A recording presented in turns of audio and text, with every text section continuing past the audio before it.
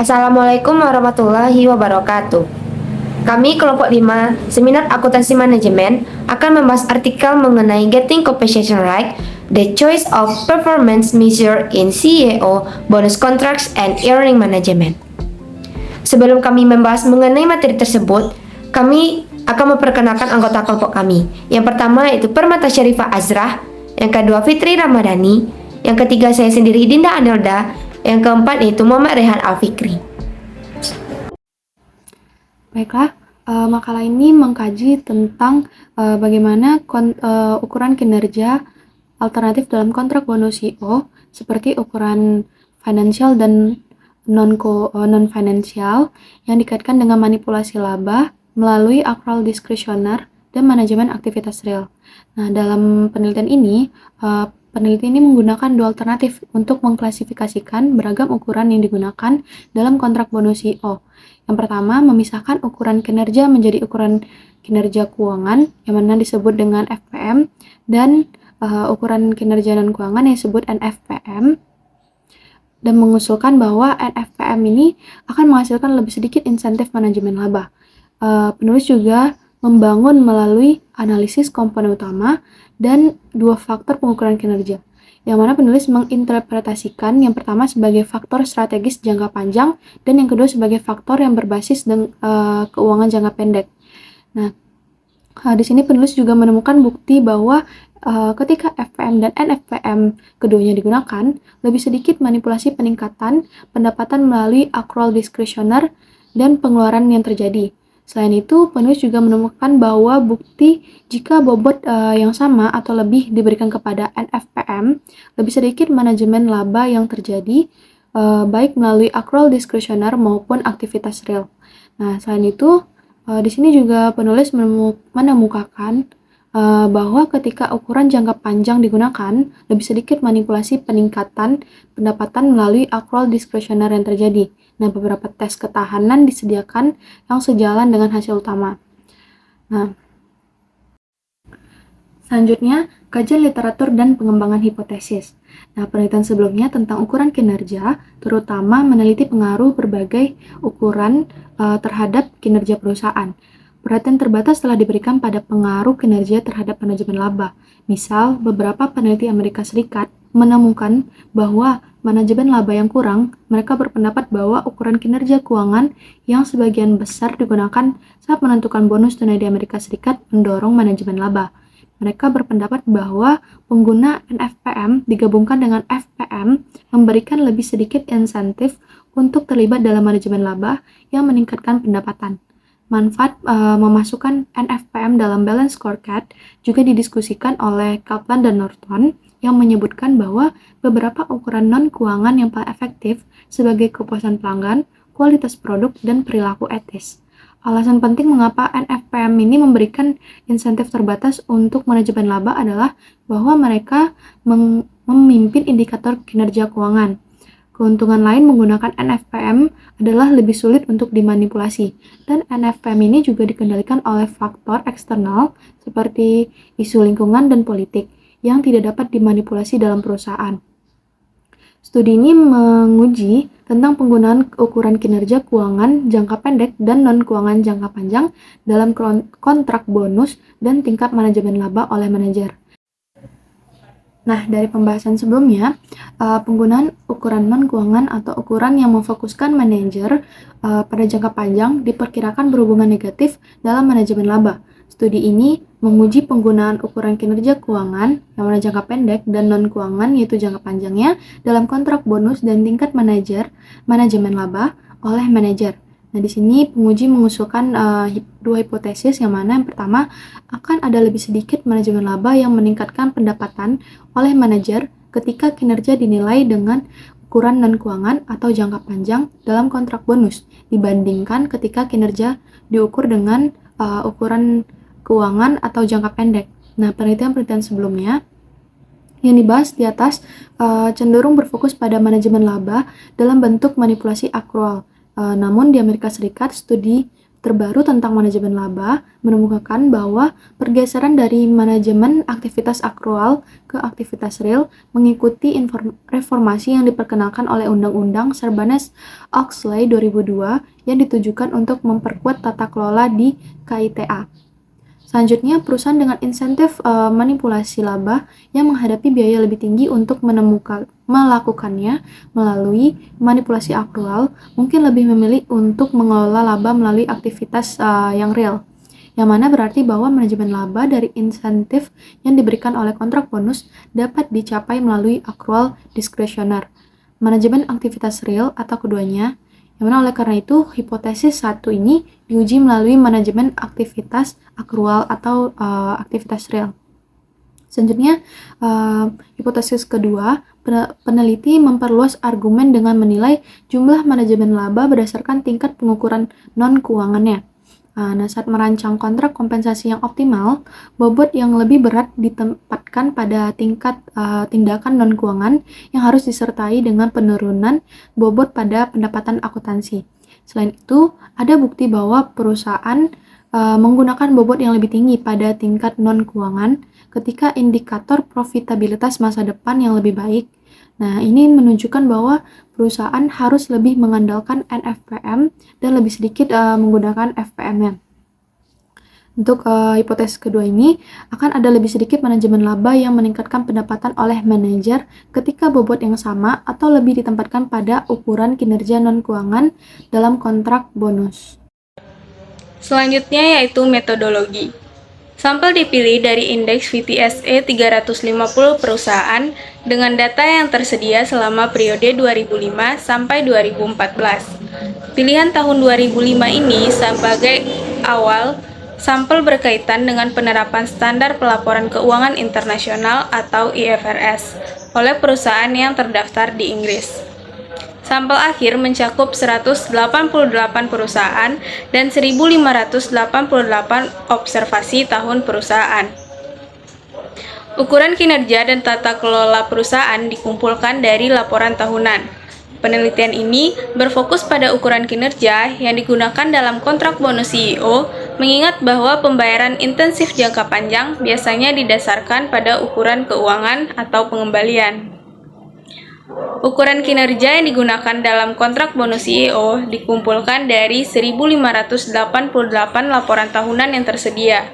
Persentase yang menggunakan ukuran non-keuangan dalam kontrak bonus CEO telah meningkat dari 48% pada tahun 2005 menjadi 74% pada tahun 2014. Selama periode sampel, sekitar 62% dari sampel perusahaan termasuk non-keuangan. Selanjutnya yaitu variabel yang digunakan dalam model empiris. Yang pertama, variabel manajemen laba yaitu bagaimana mengukur manajemen laba. Menggunakan Jones Model diikuti beberapa penelitian selanjutnya, ukuran manajemen dibedakan menjadi dua yaitu Dictionary Management dan Real Activities Earning Management. Untuk Dictionary Management menggunakan pengukuran yang dikembangkan oleh Jones, sementara untuk Real Activities Earning Management digunakan 3 ukuran. Yang pertama yaitu Abnormal Cash Operation, di mana manajer mendapatkan kas tidak normal dari aktivitas operasi seperti keuntungan laba di akhir tahun saat manajemen memberikan diskon pada penjualan yang akan menyebabkan angka penjualan juga naik. Yang kedua yaitu Discretionary Expenditure, di mana manajemen mengatur pengeluaran atau biaya menjadi kecil. Yang ketiga yaitu Abnormal Production Cost, di mana melakukan produksi dalam jumlah banyak sehingga biaya tetap bisa terdistribusi untuk setiap produk. Yang kedua yaitu variabel ukuran kinerja.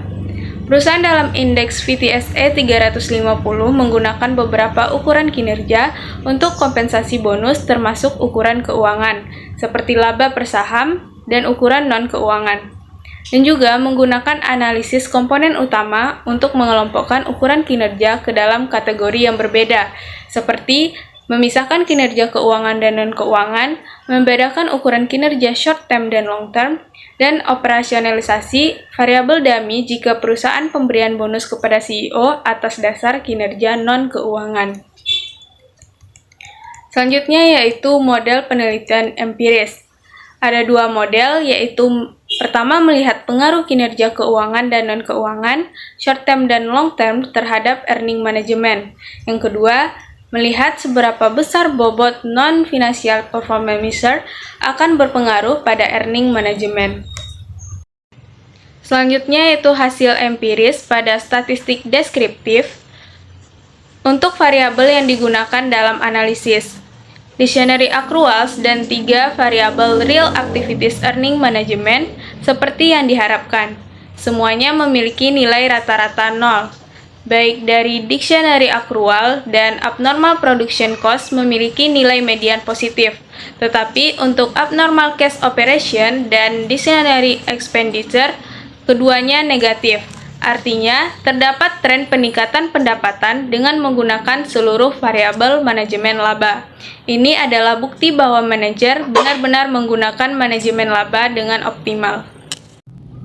Hasil hipotesis 1. Mengharapkan lebih sedikit manajemen laba yang meningkatkan pendapatan oleh eksekutif ketika kinerja dinilai dengan ukuran finansial dan non-finansial.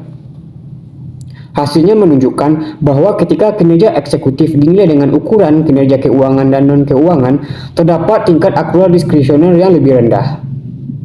Bahwa ketika perusahaan menggunakan FPM dan NFPM untuk menilai kinerja manajer, ada lebih sedikit manipulasi peningkatan pendapatan melalui penggunaan biaya diskresioner. Ini mungkin karena NFPM lebih terkait erat dengan kinerja jangka panjang, dan karena itu fokus pada pendapatan saat ini lebih rendah. Bukti menunjukkan bahwa akrual dan biaya diskresioner digunakan sebagai mekanisme untuk mengelola laba di perusahaan yang tidak menyertakan ukuran kinerja non-keuangan. Intensif manajemen laba melalui manajemen aktivitas akrual dan real diturunkan ketika perusahaan menggunakan ukuran kinerja non-keuangan dalam kompensasi CEO mereka. Peneliti menemukan bahwa implementasi komite kompensasi, ukuran dewan, ukuran perusahaan, kinerja perusahaan, dan faktor kinerja keuangan non-pendapatan berhubungan dengan kas abnormal dari operasi. Kami menemukan bahwa manipulasi peningkatan pendapatan yang lebih sedikit melalui akrual dikaitkan dengan penggunaan ukuran kinerja jangka panjang. Ini bisa menjadi indikasi efek pengganti antara manajemen aktivitas akrual dan nyata. Richardson dan Weigelench menunjukkan bahwa perusahaan yang memiliki rencana intensif jangka panjang dalam total kompensasinya memiliki insinyur manajemen laba yang lebih rendah, sejalan dengan efek horizon. Hasil hipotesis 2 mengusulkan bahwa manajemen laba yang meningkatkan pendapatan lebih sedikit ketika kinerja dinilai dengan memberikan bobot yang sama atau lebih pada ukuran kinerja non-keuangan. Ketika bobot yang ditempatkan pada NFPM dalam kontrak bonus CEO sama atau mungkin lebih besar daripada FPM, eksekutif terlibat dalam manipulasi peningkatan pendapatan yang lebih sedikit melalui akrual diskresioner. Penggunaan ketiga teknik RAM sebagai variabel dependen mengungkapkan bahwa perusahaan yang memberikan bobot sama atau lebih tinggi dari FPM dalam kontrak kompensasi eksekutif memiliki manajemen aktivitas real yang lebih rendah dalam bentuk penyaluran diskresioner yang tidak normal dan kelebihan produksi, tetapi lebih banyak memanipulasi peningkatan pendapatan melalui kas abnormal. Secara keseluruhan, temuan menunjukkan bahwa perusahaan yang menempatkan bobot lebih tinggi pada ukuran kinerja dan keuangan memiliki pendapatan yang lebih rendah untuk meningkatkan manipulasi akrual. Kami juga menemukan manajemen aktivitas real yang meningkatkan pendapatan lebih rendah melalui pengeluaran diskresioner yang tidak normal dan kelebihan produksi untuk perusahaan yang memberikan bobot lebih pada ukuran non-keuangan. Pembahasan selanjutnya mengenai tes ketahanan. Di dalam tes ketahanan ini ada 3 poin yang dibahas. Yang pertama, penelitian sebelumnya mengenai tata kelola dan kinerja perusahaan menunjukkan bahwa keduanya saling terkait. Oleh karena itu, untuk pengujian hipotesa 1 dan hipotesa 2 dapat dipengaruhi oleh endogernitas dalam regresi.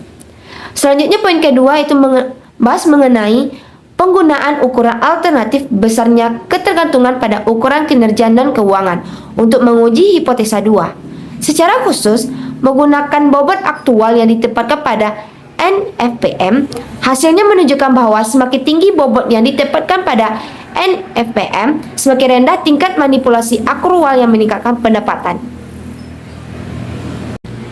Poin ketiga yaitu menguji efek insentif bonus yang meningkatkan pendapatan dengan menurunkan pendapatan.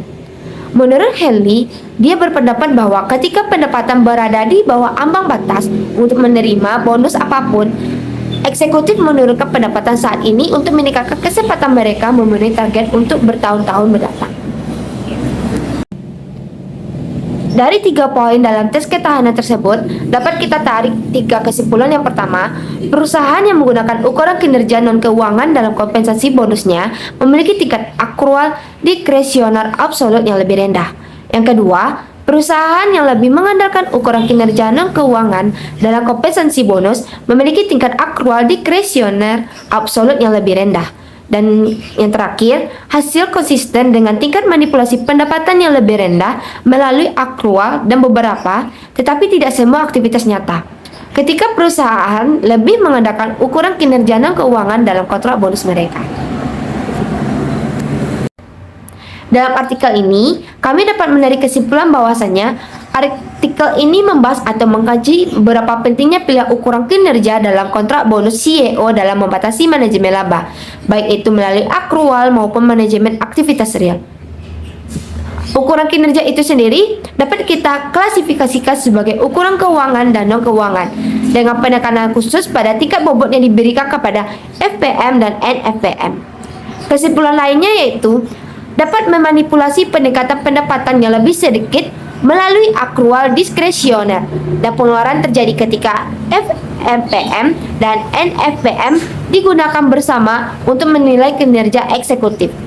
Yang bisa dikatakan bahwa jika bobotnya sama atau lebih diberikan kepada NFPM, jumlah manajemen laba dengan akrual diskresioner dan manajemen aktivitas real melalui biaya diskresioner dan kelebihan produksi menjadi lebih rendah. Ukuran kinerja dapat dikelompokkan menggunakan analisis komponen utama menjadi 2 faktor yang ditafsirkan sebagai faktor jangka panjang dan faktor jangka pendek. Penggunaan untuk faktor jangka panjang dapat dikaitkan dengan manipulasi peningkatan pendapatan yang lebih sedikit melalui akrual diskresioner. Dalam penelitian ini, lebih meningkatkan pentingnya memasukkan beragam ukuran kinerja untuk menilai kinerja eksekutif, dan kami menunjukkan bahwa penggunaan campuran FPM dan NFPM serta ukuran jangka panjang dan jangka pendek lebih efektif dan menggunakan semua pemangku kepentingan. Sekian pembahasan kami dari kelompok 5. Kalau ada kata yang salah, mohon dimaafkan. Kami sudahi dengan wassalamualaikum warahmatullahi wabarakatuh.